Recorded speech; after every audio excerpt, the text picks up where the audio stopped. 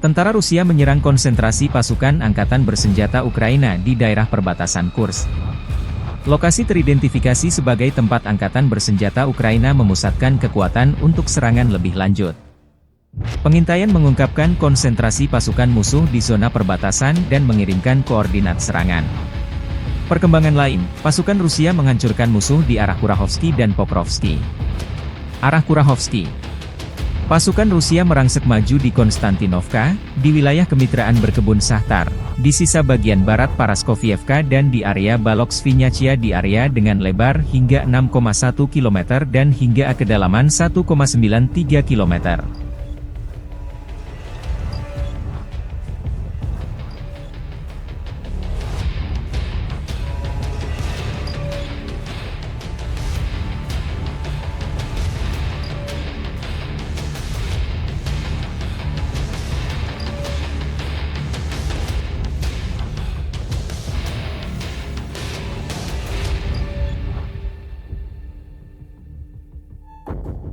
Download Tribun X sekarang, menghadirkan lokal menjadi Indonesia.